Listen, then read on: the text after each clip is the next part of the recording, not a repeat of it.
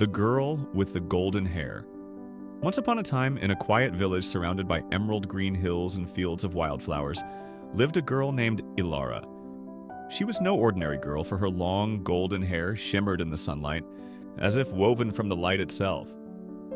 But her hair was more than just beautiful. It held a powerful magic. With just a touch, her golden locks could heal wounds, cure sickness, and soothe even the weariest of hearts.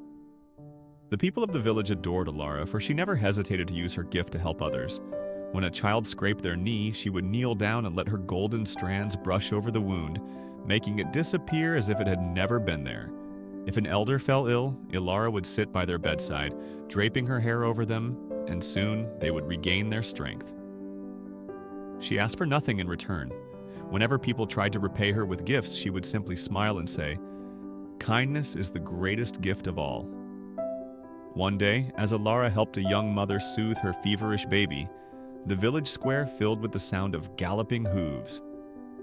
A royal messenger, dressed in a deep blue cloak, rode in on a magnificent white horse. He pulled the reins tightly and called out, "I seek the girl with the golden hair. The kingdom needs her help." The villagers gathered around, their faces filled with curiosity and concern. The messenger dismounted and continued, "Prince Leo, the king's only son, has fallen gravely ill. The finest doctors in the land have tried everything, but nothing has worked.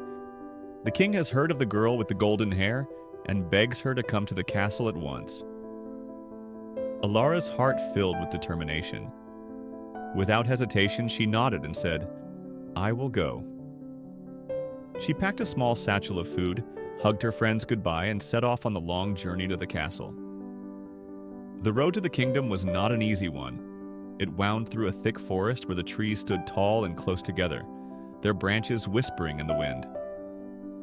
The deeper Elara went, the darker the forest became.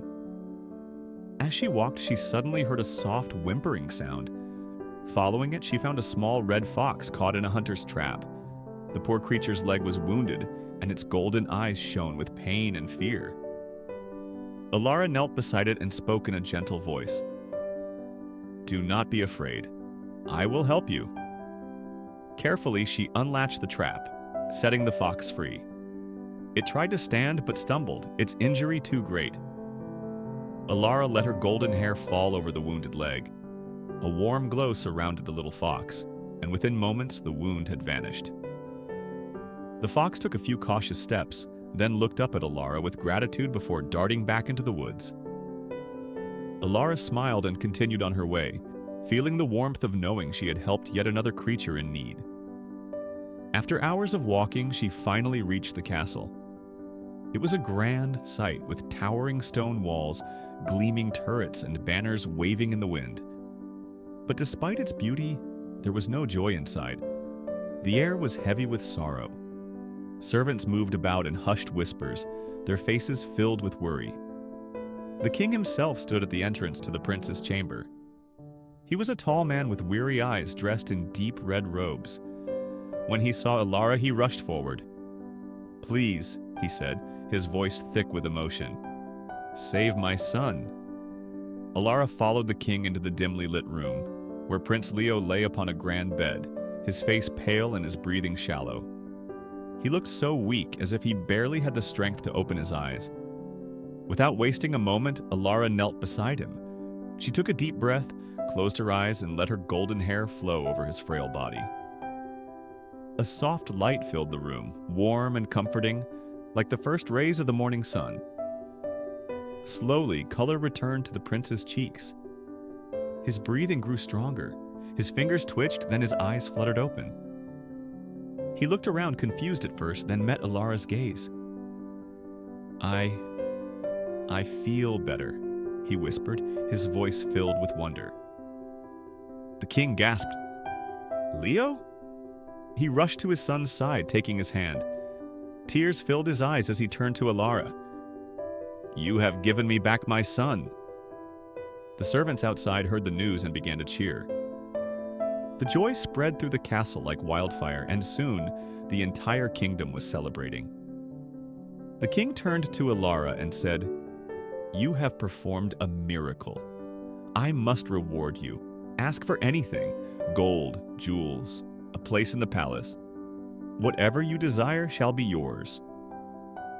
Elara smiled and shook her head. "I do not seek gold or riches, but I ask for one thing. Promise me that you will always help those in need, just as I have helped your son."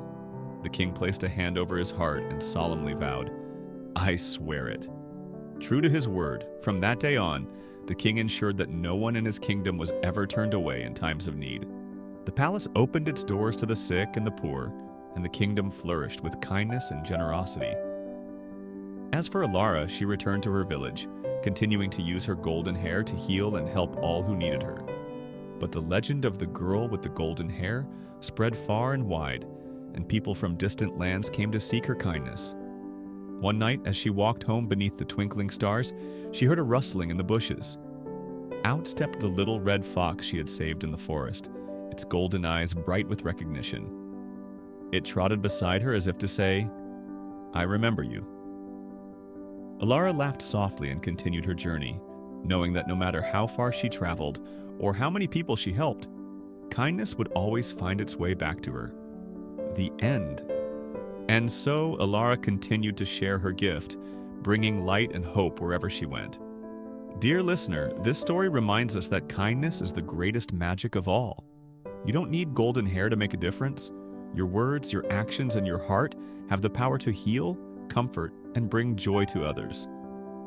No act of kindness is too small. A simple smile, a helping hand, or a kind word can change someone's day, or even their life. So, just like Elara, always choose kindness, and you'll make the world a little more magical.